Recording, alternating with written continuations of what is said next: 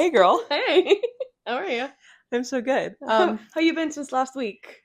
I've been so good. It's been so long since we've Yes, been here. it's like you never Yeah, left. it's like I never left. Um, so do you know how many concussions Hudson Williams has had? 5, 6. 6, How many concussions do you think Jocelyn Daly has had? 4. 4. Oh Do my you want to god. hear about my 4 Yes, I concussions? do. Do I I did not remember? know where this was going. This I is love, one of the only cold opens that I didn't tell her beforehand. love. Concussion number 1. I was tumbling on what we called up top. So it's just like a raised surface that we had an air track on. The air Cool. track is like 3 inches of air. Cool.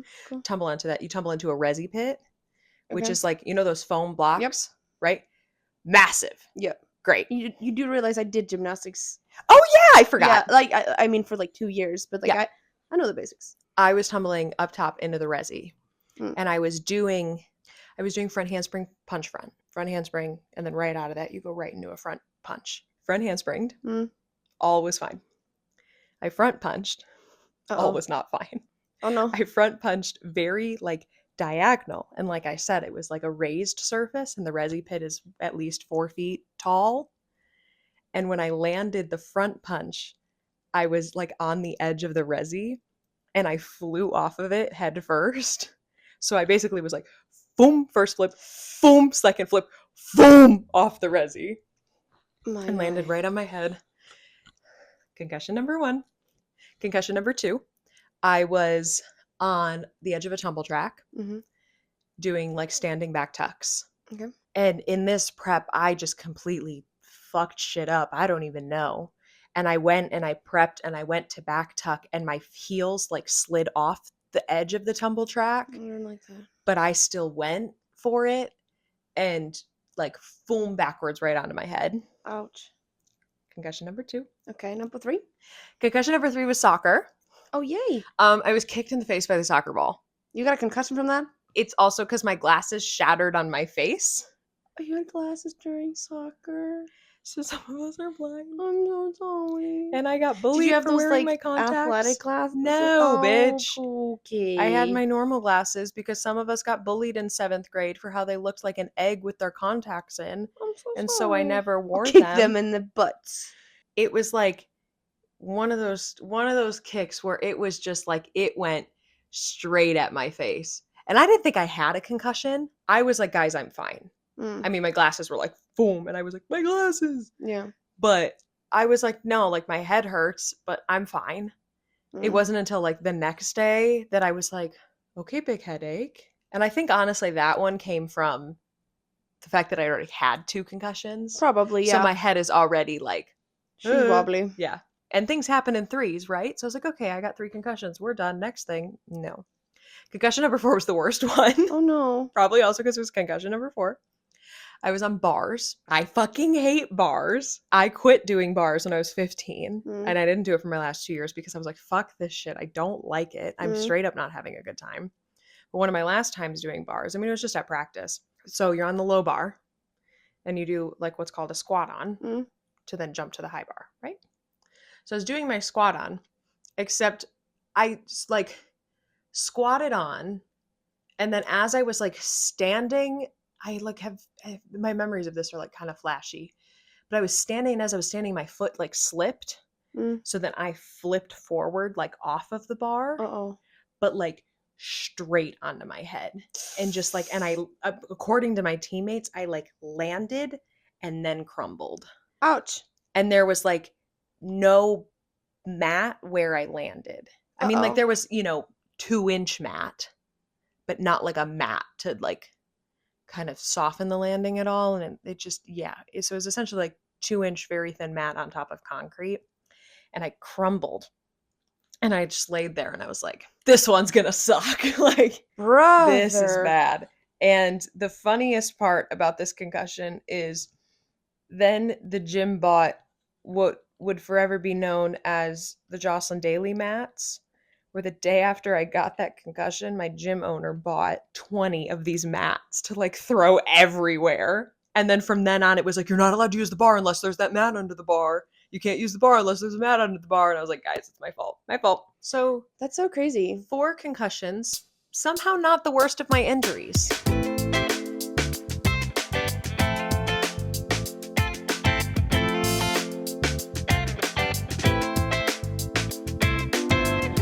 How you been? I've been so good since Yes. 20 minutes ago. Yes. Welcome back, bitches. We ate strawberry ice cream on the porch. We did, and it was yummy. It was very yummy. It was wonderful. Last week, earlier tonight, Jocelyn yapped her ass about American football to me Correct. and explained every aspect of it to me to the best degree. And I wish I could say I loved every minute of it. I was very confused at parts, but I'm very intrigued to watch a game with you now. Yes. It was good. Yes. It's time to switch it up. Now, Uno reverse this bitch. Uno reverse this motherfucker.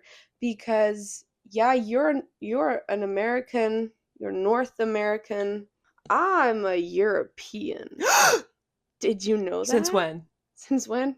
Crazy. Since February 15th, 2003. Which coincidentally, when this comes out, is in a few days. The more Jenny important Week event. has arrived. Jenny Week has arrived. Mm-hmm. However, there's an intermission in Jenny Week on February 14th when I finally fucking graduate from this goddamn school. I thought you were about to say like Valentine's. I was like, oh no, fuck that. Boo. Women in STEM. Women in STEM. Fuck that. She's gonna get her bachelor's. Whoop, whoop, whoop. Brother, it's gonna be such It's a gonna good be such week. a fun weekend. I'm so excited. Wait, I'm thinking, what is the date that this comes out? The 12th? The 12th. Yesterday was my mother's birthday.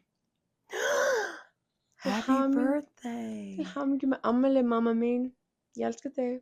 And you know, today is Julia's birthday. Oh my god, happy birthday, Queen. Happy birthday, Queen. One more year and we have a fully frontal developed lobe. No, hang on. Fully developed frontal lobe. Hon ama lite. Salam mamma Lasmin. Right. Love you. So, lock in. So I've been locked. Not me. Bro, how do I even begin to explain this? I'm so glad you get to have this struggle now because that was so hard for me. Like, to try to figure out how to explain the year was it. 1956. Like, let's And start I've always it there. said that. Exactly. The year was 1956. You know, like, Europe after the war, Right. World War II, everything's in shambles, Mm-hmm. and there were these 5 countries that decided, why don't we host a music, like, singing competition to, like, get people's spirits back? Like, let's unite by music. Okay. And those countries were Germany, Mm-hmm. Spain, the UK, Italy, and France. Okay. These 5 countries are known as the Big Giants, Okay. the Big 5. But they started this show called Eurovision. Mm-hmm. To this day, it's the biggest song contest in the world. Yeah. And just to disclaim real quick, it is not the European American Idol. It is not. No. It is not like the Idol. Even I know that. It's not a singing talent competition. It's a songwriting competition. Now, there is a movie by Will Ferrell named Eurovision, Story of Fire Saga. That's based off of Eurovision, the song contest. And it's actually based off of my country. Now, Jocelyn, where am I from? Fuck. Kidding, you're from Iceland. Yes! Look at you. So smart. Iceland first competed in 1986 Mm-hmm. with a band called Icy. I was like, it is Icy, right? Or is it something more? And the song was called Gleðivanken. And it's, to this day, one of the most iconic Icelandic Eurovision songs. Okay. Because if you ask anybody that was alive at the time, which wasn't me, but both my parents were, and like all my grandparents and everybody that's a grown up in Iceland was around at the time, they all thought we were going to win. Gleðivanken means the happy bank. Okay. Yeah. And the song was about like how you can't just keep taking away from the happy bank. You have to also give to the happy bank. So you should like piggy bank. Okay, no. I understand. Happy bank. No, I know, but like the concept of the piggy bank. Yeah, yes, exactly. And actually, funnily enough, so here's some lore for you. Okay. When I was 15, you know how I've told you I was 15 when I like landed a lead role in a musical at my school? Yes. That was an original musical written by our director at the time. Her name was Sunna. She wrote a musical only with Eurovision songs. Ooh. Mm-hmm. I believe it was only Icelandic Eurovision songs too, That would make sense. which made it even better. And it was called Gleðibankin. Oh, Yes. okay. So that was the last song we sang. That makes sense. And it was a really great show. And that was the show that made me realize this is what I'm going to do. Yeah. Love that. Anyway, back to it. So we really thought we were going to win. Mm-hmm. We did not. Mm-hmm. Still an iconic song. I don't even know if we placed in the top 10. It's Right. irrelevant to the story. Yeah. Now, we've competed every year since then. Okay. And there are certain rules to Eurovision. Mm-hmm. But what's really important, just like for the context of this whole thing, is that like Iceland is known to have the highest rate of like watchers of the actual big competition. Okay. So I believe, and don't correct me if I'm wrong, Icelanders, 97% of the nation watches this show. Like at least 90% watches the show. So like 30 people tops. Exactly. At least me. Yeah. And I watch it here. Iceland has unfortunately never won Eurovision. Can relate. There was a scandal that happened the year 2020. Okay. Mm-hmm. You remember that year? Everybody remembers that year. I mean, like vaguely. Yeah, vaguely. So Eurovision happens in May. Mm-hmm. But like right about now is when like Iceland would be hosting like their small competition. So like each country in Europe that decides to compete that year chooses a representative. And like each country does it in their own little way. Mm-hmm. But Iceland has like a miniature Eurovision contest. Yeah, like a playoff. Yeah, called Söngvakeppnin. Okay. Which means the singing competition. Well, yes. And last year, my friend competed. I was very proud of her. That's right. Ora, yeah. You remember I was crying in class because I was listening to her song. I was so proud of her because she's my baby. In 2020, we had a great representative. Mm-hmm. The group was called Daði og Gagnamagnið, which means Daði and the data. Yeah. Literally. And Daði makes amazing music. And he's actually like, he's really, like he's played Wadapalooza. Like he's all over the world. He's amazing. Also, lore drop, he bought my aunt's house. Great. Crazy. Of course he did. Yeah. So I'm like, I know exactly where he lives. Not that I'm going to go bother him. Right. But like, love him. He made this song called Think About Things. Okay. It's about his daughter. Okay. And he's like singing to her, and like, I can't wait for you to start speaking because I want to hear what you think about things. Oh, that's cute. Yes. When I tell you, everybody agrees we would have won that year. But there's this thing called COVID-19 that happened. Right. That ruined it for us because May, nobody was outside the house. Right. May 2020. No. So there wasn't even, like, there was no competition, but there were, like, online polls, and Iceland won every single one of them.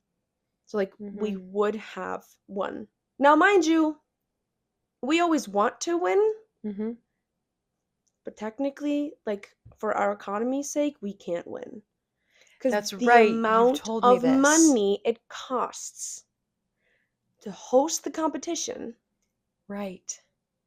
It's too much. Like, we don't have an arena big enough for this competition. Right. We don't have the infrastructure. Yes, you told me this last year. So we've discussed it, like, if Iceland ever wins, like, one of the Nordic countries or, like, the UK or Spain are going to host for us.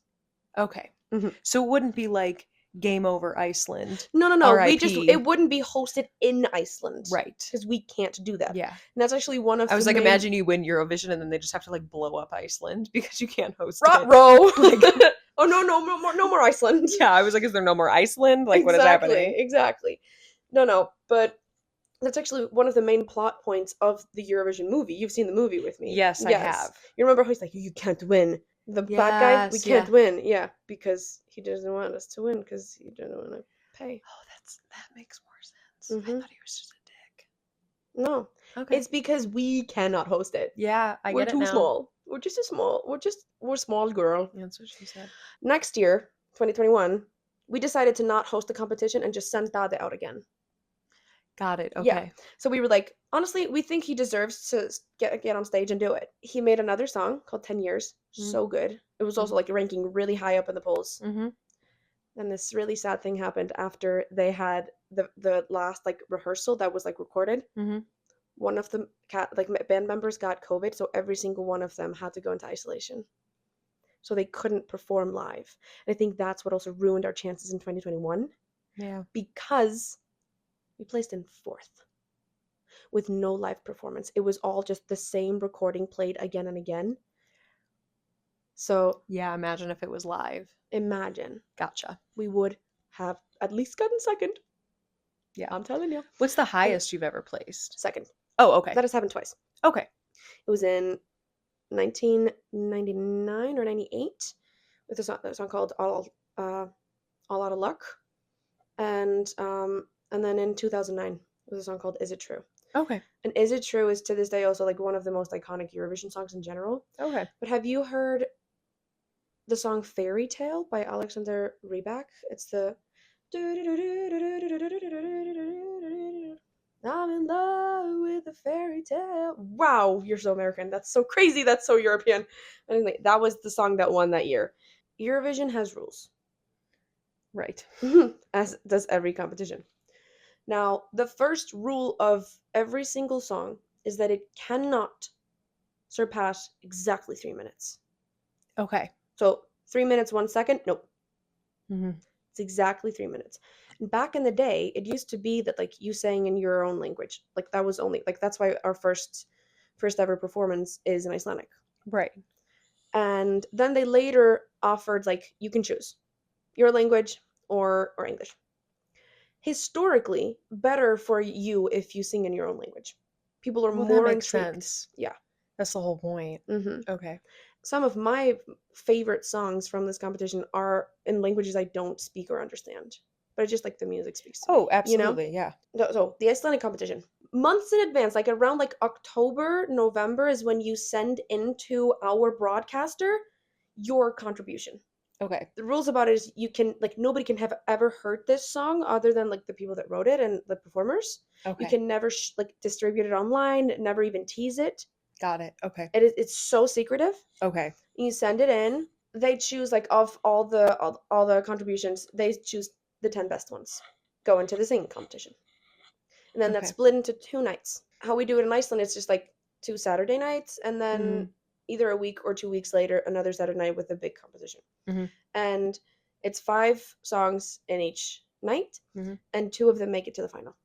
Okay. And then like 1 from each night or just 2 total?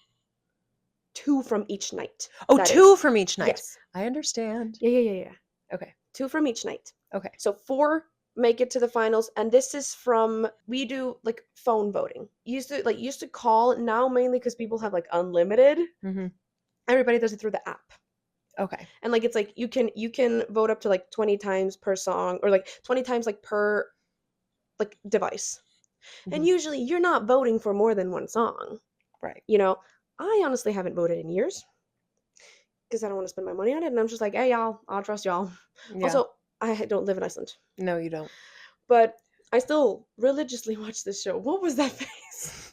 Just like, we're not in Iceland. We're not in Iceland, we're in Los Angeles. 4 that make it through phone voting, and there's also like a jury that has like 50%. Okay. Has 50% say. Mm-hmm. And then there's 1 wild card. Ooh. And that's essentially like whoever came in third. The song that came in third, you don't know who this is until like the second show. Mm-hmm. There's a wild card, and it could be like from that show or the other one. Mm-hmm. Came in third that night and is higher than the other one that came in third the other night. So essentially like the top 4 and then like whoever was in like 5th place. Gotcha. Makes it to the last round. Gotcha. Now historically they never really win. If you're in like the first night and you don't make it to the final, might not be over for you. Yeah. You know? Gotcha. And what Iceland used to do is like at the final, all the songs, like you can't change your song whatsoever once you've performed it the first time. That makes sense. Except the first time you have to sing your song in Icelandic. Like okay. Every single contribution has to be in Icelandic, and then you can choose to do an English version. Gotcha. And if you want to sing in English in Eurovision, if you make it to the final, like the actual big competition, like Eurovision out in whichever country's hosting it, you have to sing in the language that you're gonna perform in at the Icelandic final. Gotcha. That makes sense. Yeah. Okay. So like you can't win in Icelandic and then perform in English because I'm like that's not what we chose. Yes. No, totally makes Exactly. sense. Yeah. There used to be this thing that they did in Iceland that was really controversial Mhm. and annoyed so many people because it really didn't reflect what the nation wanted. Mhm. And at the final, they used to have like a round, everybody sings once, and then there's phone voting.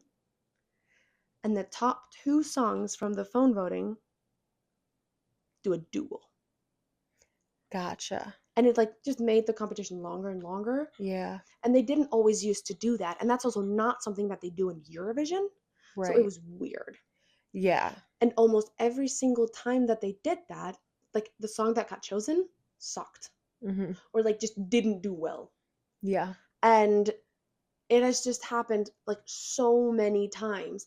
And like every single time, Twitter goes nuts and everybody's like, did we learn nothing from this song? Did we learn nothing from 2017? You know, everybody Right. goes crazy. Yeah. We've all gotten so mad about it that last year they stopped it. Nice. Okay. Wonderful. Like, loved it because I'm like, this competition does not need to be this long. Because Right. like already we're taking a long break to vote for the first time and then you have to vote again. The beauty about the duel though was that the jury had no say in that. Okay. And it's also controversial that there is a jury. I'll Who's tell you on all the about jury? I mean they're different people every year. Okay. But like the jury just has like a 50% say in all the voting. And that just grinds everybody's gears because most of the time they just like vote for the same kinds of songs. Right. Yeah. I'm a firm believer, like leave it to the people. Yeah. You know? Now, any questions so far? No, my biggest question is about this jury. Like, is it just a Mhm. bunch of white dudes? Like who It's is it? people with knowledge on Eurovision. Like it's Okay. musicians and like executives. Like it's Okay. it's not like I couldn't name any names and I could tell you exactly what these people's jobs are. Okay. But like I want to say like say there are 10 people on the jury. And like the last dress rehearsal is essentially a run through of the show for the jury. And the jury like makes their votes and like chooses from that last run, Okay. which is also so stupid because I'm like, but then they're not seeing the live performance with the audience. Okay, I get it. You It's know? like Dancing with the Stars result Exactly. night. It's like Exactly. result. Okay, bring back the Yes. result show. Exactly. I'm with you now. You Okay. get it. I get it in the sense that it's because that's kind of how it used to be with Dancing with the Stars. They haven't done Mhm. this in years, but it used to be 2 nights a week. Mhm. And one show was for the judges and one show was the result show. I'm with you now. Yes. Second question, how many people are on the jury? Not sure. And I it mean I think like changes? I've never really honestly I've never wondered who is on the jury, especially like in Iceland. Like Like I want to say you've got 5 to to know at least one of them. oh, for sure. Okay. You know, like 5 to 10 people maybe. Okay. Okay. Like Okay. it's not a big jury. Okay. I may be wrong, but that's not also Okay. really relevant to the actual big competition because like Fair. the Eurovision jury is huge. Fair. Like that's probably at least 20 to 30 people. Fair. That makes sense. I also may be wrong there. Is the Eurovision jury made up of like people from every country competing? Yes. Okay. And we hate them. Okay. Now let's get into it. Eurovision itself, it's a big week. It is the most extravaganza week of Europe Mm-hmm. every May. Now, it's usually the second week of May or the third, just depending on like how it lands. Okay. But it's just 1 week. Like contestants and everything are there for 2 weeks because like they have to go out, work the songs, like they have to figure out like how to stage it on the big stage and everything, like make sure. I mean, they've been working on that since they got chosen in February. Right.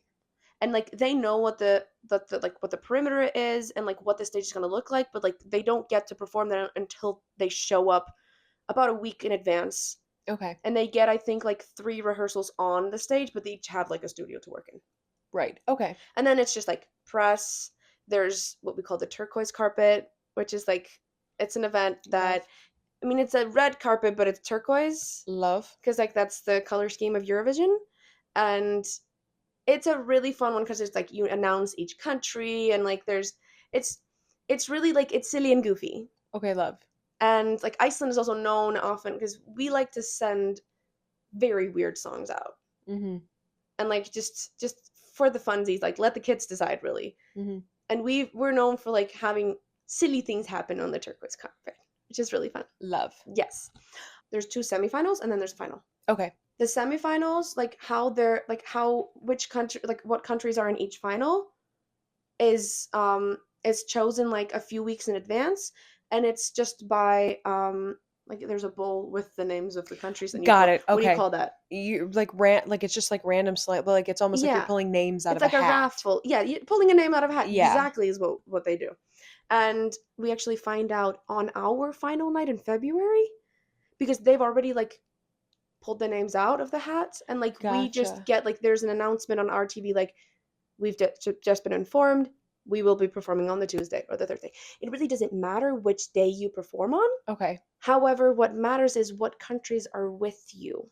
That makes sense. Yeah, because as much as Eurovision isn't a political competition, we do like to vote for our cousins. So like for Yeah. Iceland, it is really good if we have Norway, Sweden, or Denmark. Mhm. If we have all 3, it's good. Because you Yeah. can't vote for your own country. Gotcha. Yeah. Okay. Because like if that were the case, Iceland would never Yeah, ever it would just make be it anywhere. Because like population, I get we're it. not even like we're not You've- even the population of Malmö, No, Sweden. You've got like 5 people. Exactly. Yeah. Okay. So you can, for the semifinals, you can only vote when your country's competing for other countries. Like you Okay. can vote. I can vote for Denmark, Sweden, like anybody that's like Estonia, anybody that's competing. If Iceland's competing on the Tuesday, we can't vote on the Thursday. Got it. Okay, I understand. And that's to like stop people from essentially cheating or trying to like, oh, we don't want this song, so we're just gonna vote for the bad songs. Gotcha. Okay. Yeah, there's 5 countries that never have to participate in the semifinals. Who do you think those 5 countries are? The 5 ones from the beginning. The big 5, because they pay the most. Historically, that doesn't really do them any good. Okay. These 5 countries usually aren't great. Okay. Like the UK doesn't give a flying fuck about this competition. But also, you can compete for other countries. Like, so I don't have to be Icelandic. no, but I do believe you have to be European. So get out of No, here. I'm just Yeah. I'm hypothesizing Yes. that I could just write a song in Icelandic. Yeah, there have been Icelandic people that like live in Sweden and are musicians that tried to represent Sweden. And like one Okay. year, I don't know if you know Marcus and Martinus. They're these twins from Norway that are the same age as us. That name sounds super You familiar. heard going up and down, it's spin around and I think so, around, I yeah. love it. Ooh, ooh, ooh. You know them. So. You know Yeah. their songs because they were the shit in 2016. Also, like all of us had crushes on them in Okay. Europe. They made a comeback 2 years ago and competed for Sweden, and they're Norwegian. Okay. Everybody was like, the fuck? And they were often asked, like, so what do you think about the fact that you're betraying your country? You know? It is kind of crazy to do that. Mhm. And, like, I would never do that. But also, like, it is, like, for me personally, it would be so much easier to win the Icelandic competition than the Swedish one. That makes sense. Because, like, Sweden is so much bigger. Yeah. And also, Sweden has the most wins in history. Okay, cool. Do you know where ABBA got their start? Oh, in Eurovision. Yes. I did know this. Yes. And I didn't think I was going to know. They won in 1970 Something, 4, yeah. I think. That was your Do you my know mom what was song? born. Do you That wanna I take- probably Do you want don't. to take a guess? What song it was that like they won Eurovision and then skyrocketed? No, because I can't think of what songs would be out by that time. Take a wild guess. Just of any other songs that you know. Yeah, that's why I'm really trying to Mhm. think of what would be out by 74. Because I can tell you most of their most iconic songs came out, of course, after they won. After they won. But I can tell you it was in the first Mamma Mia movie. Wait, it was in the first movie? Yes. Oh, okay, wait. But do you want one more hint? Yeah. This is fun for me. The song, the way that it was used in the movie wasn't relative to the story. Was it Voulez-Vous? No, that's relative to the story. I guess it is, but Mhm. it's just for vibes. Gimme Gimme? You're so close. What other fucking song is in that party scene? Where did Napoleon Does your mother know? surrender? Oh, that's in the second movie, Waterloo? Yeah, but it's also in the last. Oh, it is in the second movie too. Yes, but it is in the last. It's the last big dance number. There is not Waterloo is not in the first movie. Yes, it is. Is it not? No. Is it not the last number? Like it's the end credit number. The end credit number. Yes. Now we're on this. That was so bro of us. I forgot that it was in the second movie too. Because I'm thinking like Lily James Waterloo. Yes. But you're right. I'm thinking Meryl Streep Waterloo. It was the credits number. Yes. Okay, I'm with you now. Mama. That makes sense. Some of the like dance moves that they do in the movie is what they did on stage at Eurovision. Oh, okay, Yeah. cute. So when people are like, "What you know about ABBA?" I'm like, "What you know about ABBA, little bitch?" What you know about ABBA? I went to the virtual concert in London. I did not, but I grew up on this shit. My mother hates them. I know. Gopped and gagged. Gopped and gagged. She's just always like, I can't stand them. And I'm like, I planned a whole trip to London around that virtual concert. Exactly. She will make fun of you for that. Good. Yeah. I will do the voyage one day. Like, don't worry. Anyway, back to it. Yes. Say Iceland is competing on Tuesday. Okay. We are very lucky if any of the Nordic countries are with us. Because they like us. We help each other out. They vote for them, you vote for... Exactly. It's I scratch your back, you scratch mine. It's always bad for us if, like, specifically also, like, Denmark and Sweden aren't with us. Okay. Which, like, historically, like, the fact that, like, Denmark does vote for us is insane. You know, because, like, fair. We got beef. Like, not real beef, but, like, beef. Yeah. You know? Fucking colonizers. I mean... Who said that? Wind is crazy tonight. Mm-hmm. Usually, it's about 20... Like 18 to 20 countries each semifinal. Okay. Competing. It's all dependent on like how many countries decide to compete that year. Mm-hmm. 10 from each night make it to the final, and then the 5. But there's one extra that makes it to the final without having to do a semifinal. Would you like to take a wild guess as to what should be allowed to make it straight to the finals? Wait. And it's not the same country every year. Wait, rephrase. Is it one of the 5? So the 5 make it every year. Oh, right. You said 10, 10, and the 5. Yes. And then there's one extra song and one country that makes it to the final every year. That's not part of the 10, 10, or the 5. Yes. And it's not always the same country. Who do you think should deserve to make it straight to the final? Sweden? No. They should have been competing in the semifinals. No, the country that won the year before. Oh! Yes. They get a golden ticket, and they go straight to the final. Obviously. Got it. Obviously. The biggest hype is around the songs that are in the semifinals, because most people watch those. Right. You know? Like, the big 5, and then, like, I mean, everybody knows about, like, the song that won, like, the country that won last year, and people do look at that. Mm-hmm. Nobody gives a shit about the big 5. Like, we're always just like, oh. Like, I remember... Because they're not actually competing. Not really. They're just showing up and doing final. The thing, okay, yeah, that's how I get it. Yeah. Exactly. Everybody's watching the Tuesday and the Thursday ones to see the actual who makes competition. Yeah. Okay. Because that's what's so fun about it. That's also, like, why I would never want Iceland to be one of the big 5. Although we could never afford it. But, like... Right. Because I care so much about the excitement. Like, you watched me watch the announcement of the first 10. Yeah. And how excited I was when I saw Iceland there. Yeah. You know?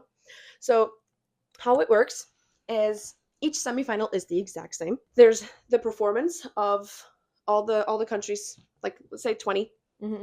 And then there's usually, like, there's all these commercial breaks. Right. You can start voting as soon as the first song starts singing. For any country that's competing that night. Yes. Except your own. Except your own. Great. The voting polls just keep going, and you can vote 20 times from each device. It's literally Dancing with the Stars. Yes. Okay. Exactly. Where do you think Dancing with the Stars got their ideas? It all comes back from to Strictly Ballroom in Europe. Mm-hmm. It all comes back to Europe, babe. Well, yeah. In my opinion, like, that is the most exciting part, is, are we going to make it to the final?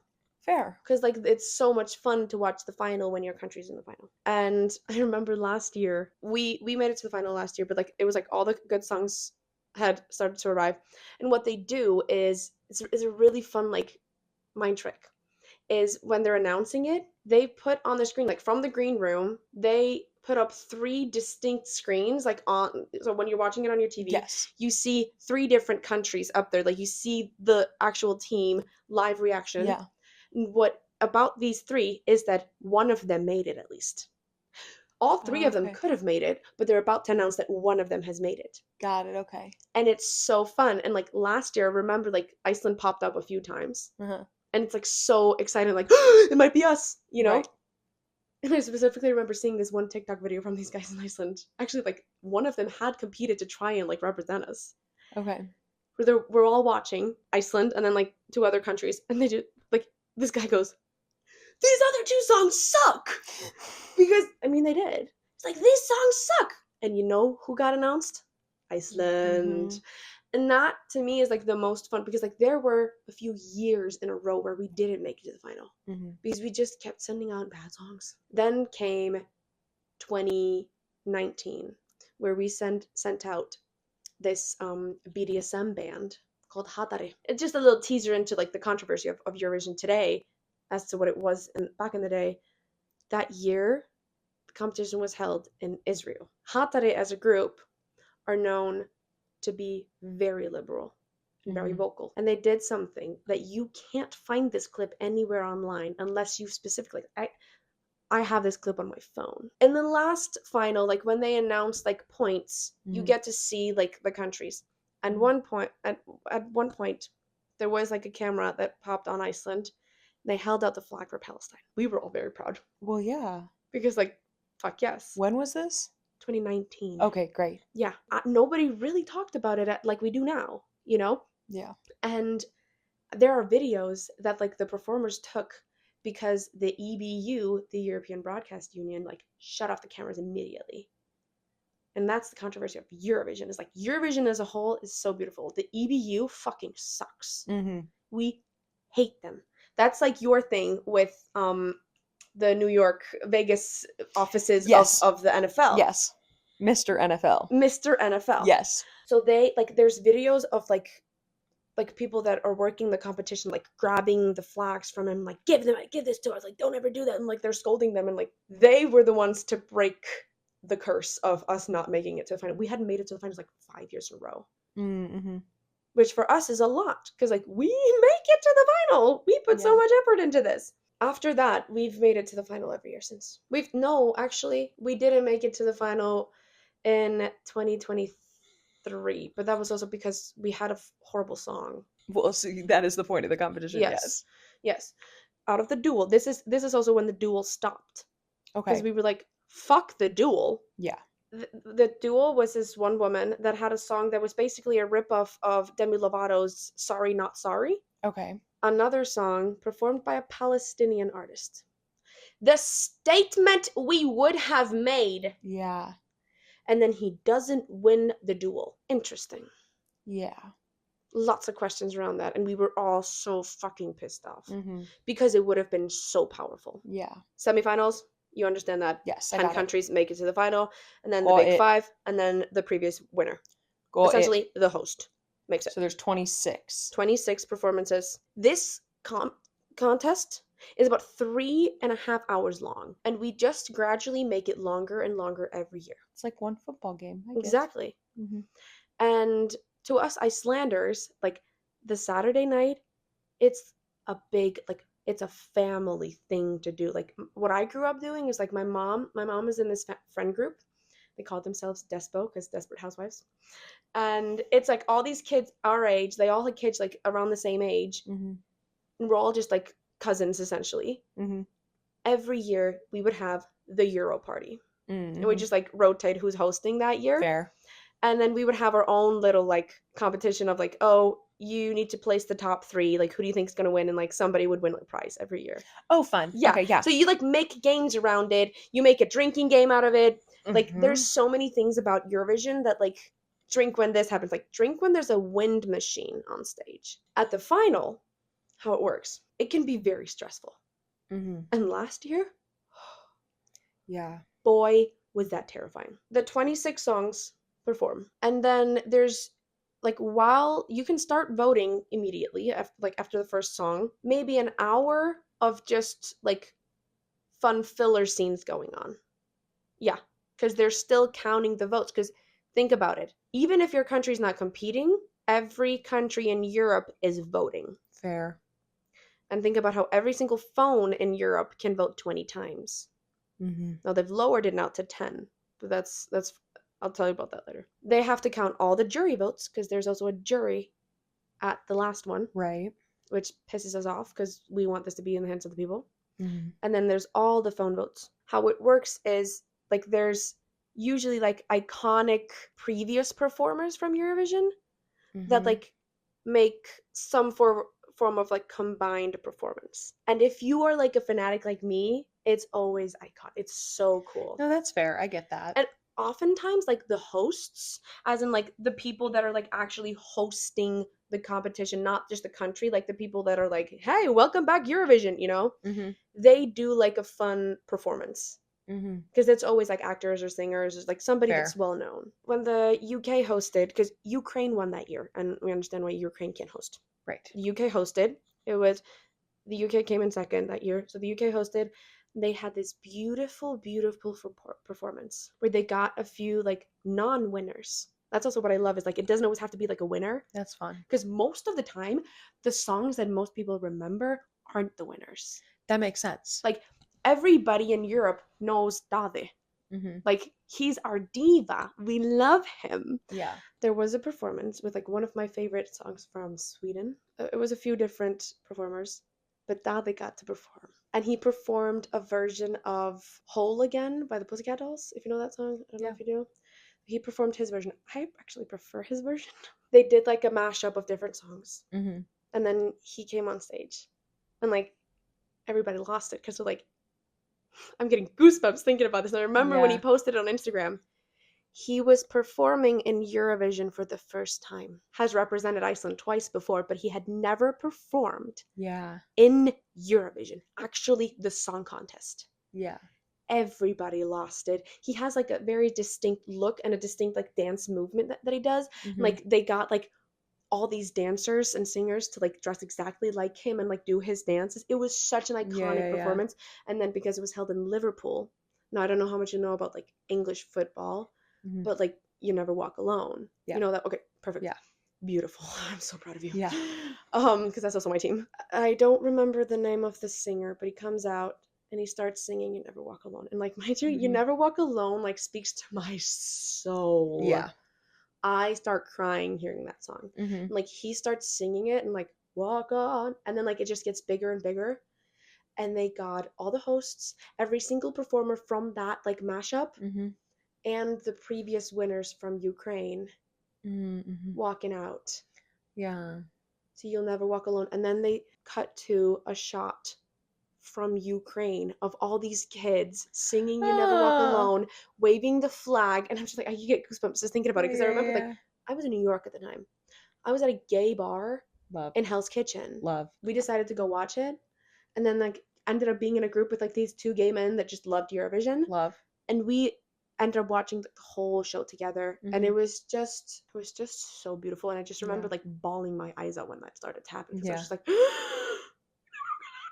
anyway, they make the contest longer and longer every year. Yeah. They do these like really cute interviews with like each country in the green room, and it's always really funny. Like there's one iconic host from Sweden.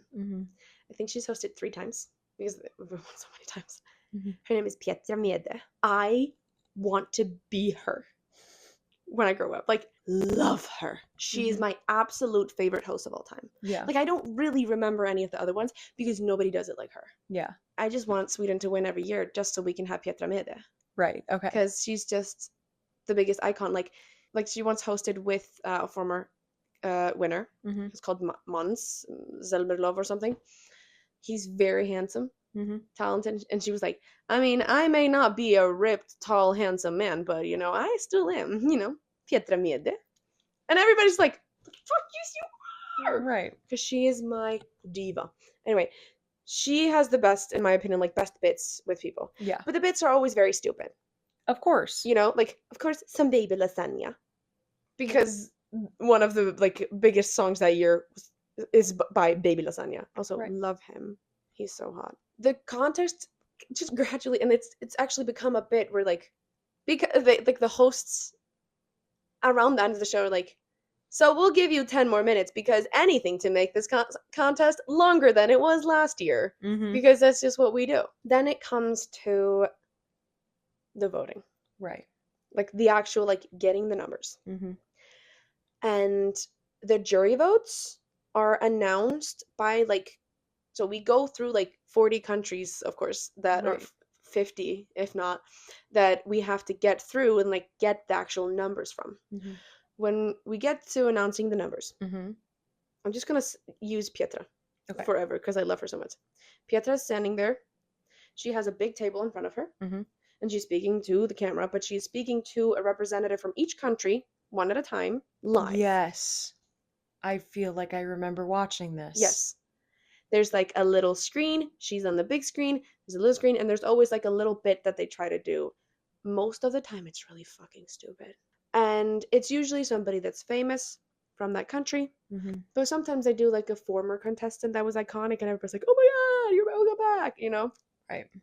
And for us, after the Eurovision movie came out, multiple times we have gotten the guy that was like, play Ya Ya Ding Dong. Oh, yeah. We've gotten him as like that character. Oh, yeah. He's like, I will, of course, 12 points, 1, 2, Ya Ya Ding Dong. Now the points work. So this is the announcement of the juries. Okay. Each country gives 1 to 8 points, and then there's 10 points and 12 points. You want to get the 12 points, obviously. So the first, like the 1 to 10 point, there's no 9. I don't know why, don't ask me. Okay. The 1 through 8 and 10 are just like announced on the screen. It just like pops up, and then they just like, you can see the numbers move to each country, like on the polls. Do you have a question? What is it? Do you see it cooking? Yes. So is it like you're like, I'm giving 1 point to this country, I'm and giving then 2 points to this country, 3 points. So you're awarding 9 countries at a time points. Yes. And then a 10th country gets 12. Yes. Score. Yes. Keep going. And the hashtag for Eurovision is hashtag 12 points. Okay. Like on Twitter, if you like want to talk about it and like want to go into a thread, hashtag 12 points. Okay. And like in Icelandic, because we want to bitch about these pit fuckers ourselves, 12 stig. There's not really an announcement anymore. They used to do an announcement for 8, 10, and 12. It just takes too long. Oh, yeah. So they just show the numbers and move them around. It's like a very, like, you watch it all. It's really cool how they, like, animate it. And then they're like, thank you so much for having us. This has been so fun, blah, blah, blah, blah, blah. And then our 12 points from Ireland goes to Denmark. And then, like, cameras go to Denmark in the green room. And they're, like, waving their flags. I remember watching this. Okay. Yes. Remember when I told you that Hattare did that thing with the Palestine flag? Yes. That they got 12 points that year. Okay. And we got like 3 or 4 seconds of screen time before they realized and cut off the cameras. It's a moment every time each country gets 12 points because you want those 12 points. Yeah. If you don't see your country on the list originally, like the 1 to 10, you're like, we're going to get the 12. Right. We're going to get the 12. Yeah. Because, like, it's the jury from each country. So there's, like, okay, I lied to you. There's not at least 30 people on the jury, like, for Eurovision, like, the big competition. There's at least, like, there's that many people maybe from each country.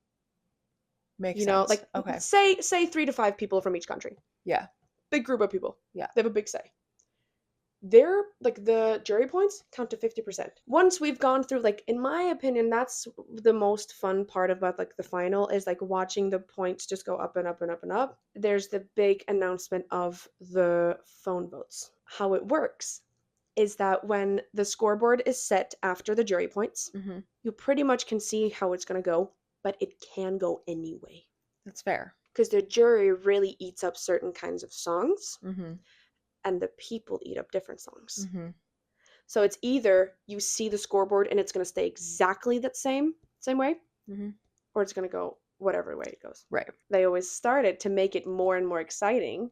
Usually after, like, the jury points, there's, like, the top 3 songs have maybe around, like, 100 and something points. Okay. If not 200. The bottom songs sometimes have 0. You know, an actually really funny thing is the UK hardly ever gets points. Like, we don't care about them. Right. One year, they got 0 points whatsoever. Like, no points at all. Like from the jury or From the jury and and phone? phones. That's funny. Yes. And the next year is the year that they came in second. And when they got their first points, they just chanted, "We got points! We got points!" And I'm just like, I respect them so much for that. Right. Just like, always go with the bit. Yeah. And so how they do it is like the scoreboard is set after the jury votes. Okay. And then they go country by country, how many votes they got, phone votes, from the bottom to the top. Mm-hmm. So like the year that the UK got 0, Mhm. it was so funny because like they had already had 0 points. So it's like, all right, starting with our last place. Mhm. United Kingdom. From the public, you have received 0 points.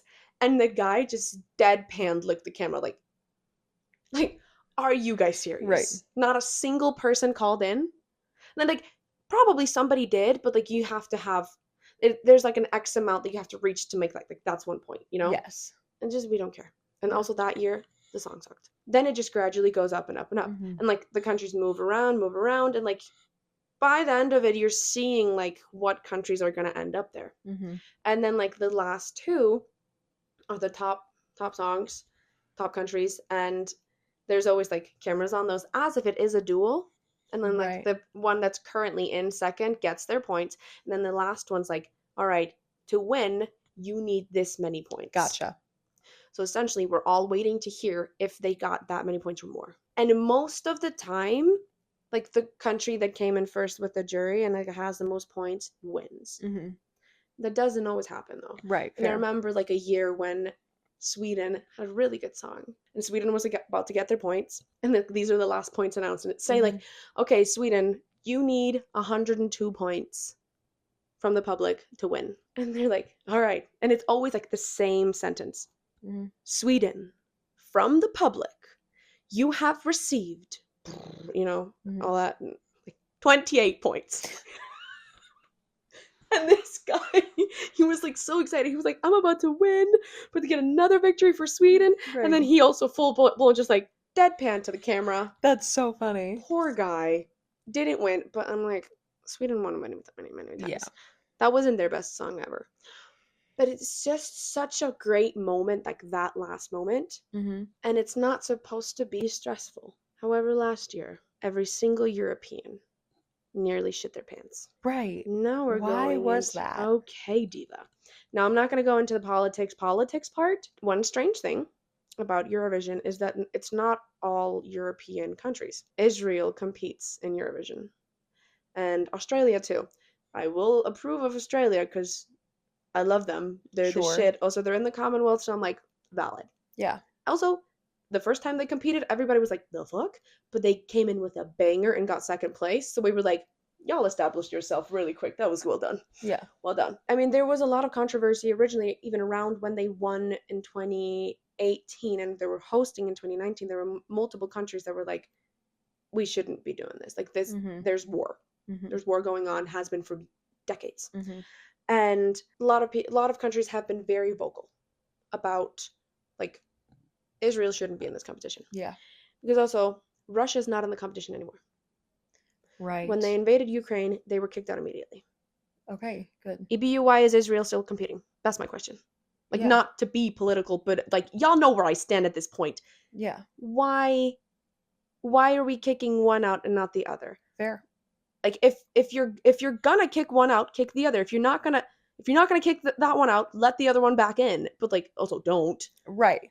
The point is like you established The a standard, exactly. and then you're not enforcing it. Exactly. The contest is about being united by music. That is the slogan. Don't piss me off. Yeah. And a couple of years ago, there was this huge song from the Netherlands called Europapa, Mm-hmm. which means Euro Daddy. Iconic song. So like Europe coded and just like Mm-hmm. like Euro rave core. And the message of the song was also so beautiful. It's like about this guy who's an orphan and he like never really had any parents, but Europe was his father. You know, Oh. Europe took care of him. Okay. You know, it was beautiful. Sure. And he was very vocal. Like there were press conferences where like the representative of Israel was asked, like, do you think that you're putting other people in danger by competing here? And like, do you think you should maybe not be doing this? Mm-hmm. And a representative from the EBU was like, you don't have to answer that. So he just goes, why not? Joost Klein was his name, Mm-hmm. is his name. Love him. Like, Mm-hmm. just would do anything for that man. Yeah. But he was very vocal and just like, hey, yo, like, EBU's scared of me. Like, and there's videos of him like, oh, EBU's scared of what I'm about to say. You're scared of me. Come at me, bro. Yeah. And then there was there's something happened where he was accused of attacking like a reporter, which is not true. Like, it has been proven wrong. Mm-hmm. There's proof from multiple cameras that he did not attack this woman. Yeah. He did not make a swing at her, and like there was just some claims about it, and he got kicked out of the competition for no reason whatsoever. We all know it was because he was calling the EBU out. Absolutely. And the Netherlands have been pissed off since then. Understandably so. Yeah. Like, fuck the EBU. Yeah. Because the EBU doesn't stand for what Eurovision is. Right. That's what makes me so mad about it, you know? What it is today is not what it was and what it should be. Right. And last year, what was so terrifying was that Israeli song kept getting more and more and more votes. And it was so weird because the song wasn't even that good. But what was also weird, so here's the thing about like the publicity that's allowed around it. Mm-hmm. You're not allowed to like advertise your song online other than like your Instagram and TikTok and just like, hey, vote for Iceland. Right. You know? Israel had a billboard on Times Square. I mean, we're all like, the fuck? It's not allowed. They had YouTube ads all over the world. And I'm like, this is a European contest. With the jury votes, they just kept getting more and more votes. And there was actually one point. So last year, it was hosted by Sweden. Right. Pietra, my diva, was announcing. One of the announcers from, I forget which country, that country was giving Israel 12 points. The announcer refused to say Israel. Last year's competition was so messy. Uh-huh. Like, the CEO of Eurovision had to resign after this. There's a new one. We literally made him quit his job. Yeah. Like, anytime, because there's also like, there's a moment where like there's the camera flips to him, like the one time that he speaks. It's just like, all right, we have the votes, let's count them. When he was speaking, the boos in the arena got so loud that they had to like, also like when Israel was performing, the boos were so loud. And they like faded all that out for the actual broadcast. But I mean, we got TikTok and Instagram now. Well, yeah. We got all the information. We can hear y'all boo. And I'm so proud. Mm-hmm. I think they also did that the year before, like after Joost was kicked out of the competition. Right. They just screamed at the CEO, like, get the fuck out of here. After the jury votes, and like, we're at the last two. Israel is in top place. They've gotten all their points. Switzerland was the absolute last country to get their votes in. Now, I have beef with all the jury and just the people from last year because what do you mean we got 37 points? I remember I walked out of our bungalow. I got so mad. They're like, Iceland, from the public, you have received 37 points. And I walked out and I said, fuck this. Because I was also really proud from last year. Not only did Studded like mix that song, but like one of the performers, like one of the boys in Vibe is an old friend of mine. Yeah. When Switzerland was about to get their points, I don't think it has ever happened in history that every single European was on the same page. Yeah, probably not. Now, like, I didn't even really care about the song. In my opinion, it wasn't the best song. It was good. It wasn't the best song. I thought Norway was supposed to win last year. But the way we all came together and just like Switzerland needed, I think, like 97 points. Yeah. And when we heard the announcer go 100 and we lost it. Yeah. We were like, you don't even care. We don't care how much. All we cared about was that Israel wouldn't win. Yeah. Because if Israel had won last year, it would have been the end of Eurovision. And also, like, I fear, like, what would have happened in that arena. Like, the riots that would have started. It truly, Eurovision as a song contest would have died right there. And I believe it's currently dying. Yeah. come to this year, at least 5 countries have withdrawn from the competition. But the 5th country, Iceland. And we actually refer to that being the new Big Five. We're the first 5 countries to actually just say to the EBU, what the fuck are you doing? Yeah. Because the competition that is Eurovision, that has like the heart and soul, you know, all these iconic songs, it's the start of so many music careers. Yeah. Americans and just anybody that's listening to this that isn't European and like doesn't know Eurovision, so many songs that you've heard are Eurovision songs. And like so many TikTok sounds are Eurovision songs. And a lot of the times, like the most successful songs aren't the ones that win. So that's the beauty of the competition. And like to me, it's that nostalgia of like hanging out with these like friend cousins of mine, where we would like eat chips and play games and watch the show and like have all these games around the show, and like all the adults in that room and us to get here, and then when they announce the numbers, it's all of us together and we're all like, woo, Iceland 12 points, Right. you know. Now it's all about what if they win, and it's so weird. Yeah. Everything around it is just so weird now. Like the stage currently for the competition this year, it's almost an exact replica of the staging of the Israeli song from last year. Everything around it is just weird. Yeah. And here's also the kicker, too. The biggest sponsor for Eurovision is Moroccan oil. It just baffles me. It's not just the fact that there's a genocide happening. Right. You know? It's disgusting. Absolutely. Israel's not in Europe! What do you mean? What do you mean? Why are we acting like these poor little lambs that must just, my lord, point to it on a map? It's not in Europe, bitches. Anyway, yeah. So that's insane. And likely Eurovision might die. Like Iceland might never compete again in Eurovision. Yeah. We've kind of vowed, like, as long as they're competing, we will not compete. Yeah. Bring back the good old Eurovision, good people. Yeah, you got to do something. Like, y'all try to claim that it's not a political competition. Anyway, any questions? I'm like, I hope I went through everything for you. That actually makes like so much more sense because I watched it with you last year. Yes. And you tried to explain it to me as it was happening, and I was like, Nope. I don't know what's happening. Which is similarly anytime I was watching football and you were like, what's happening? And I was like, this. And you were like, sure. And I was like, she doesn't get it. Right. So no, I actually feel like I get it. I get a sense of how it works now. It makes sense. Isn't it a great competition? Isn't it a great concept? Fantastic concept. Yes. Everything around, like, the community of Eurovision, like, all the contestants, there's never bad blood. I mean, except for that one country, because we don't want them there.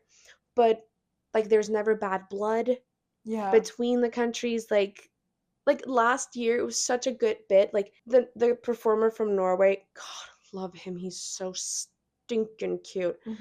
His name is Kyle Alessandro.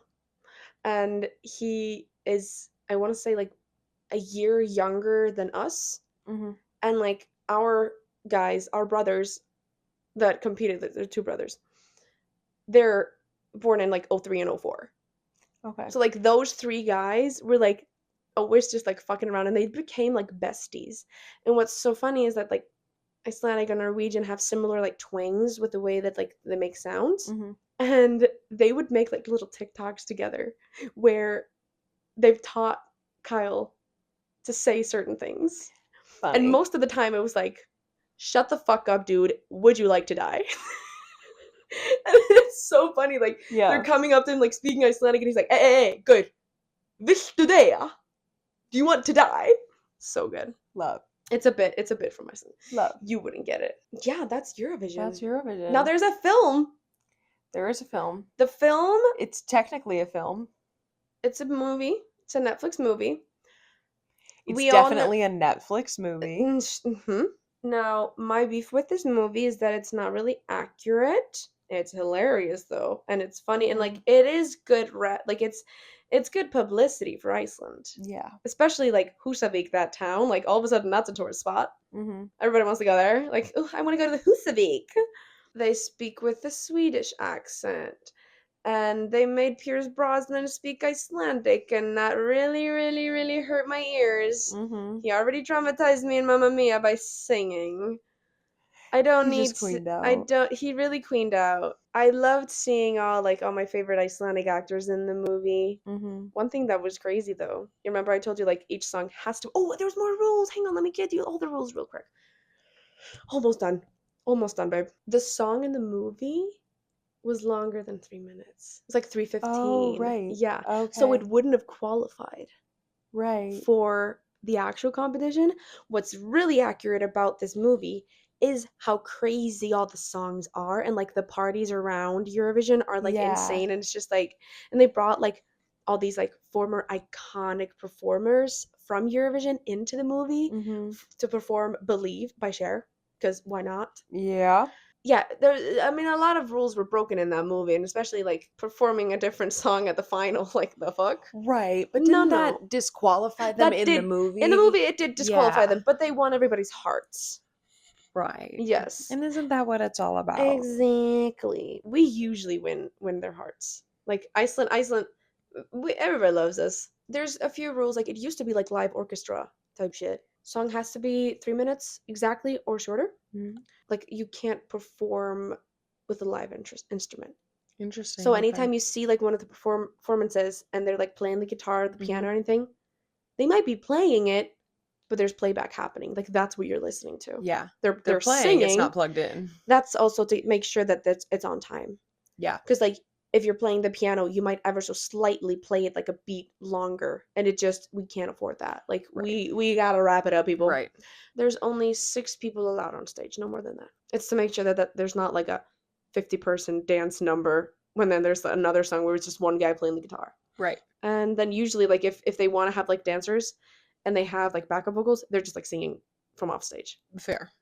I believe that's all. Do you have any more questions about Eurovision? Wow, I've yapped today. No. Like it actually relatively makes sense when you sit down and you explain it. Like there is a rhyme and a reason, and it's like, okay, I get how this is. But like watching it last year, I was like, I don't know what the fuck is going on. No. But you would be like, yay, and I'd be like, yay, and you'd be like, no, and I was like, no. Exactly. Yeah. But like, I really wish we were gonna watch it this year, but we're not. We're boycotting this year. Yeah. Everybody boycott Eurovision this year. Since we're discussing music, time for game. I'm gonna stay within the theme of Europe, Okay. but I think you'll still know this song. Okay. What are we doing? Are you giving me the lyric and I'm giving you the title? Yeah, and if you can, give me the singer, but it's okay if you just do the title. Okay. All right. Whose line is it? Slow down, you crazy child.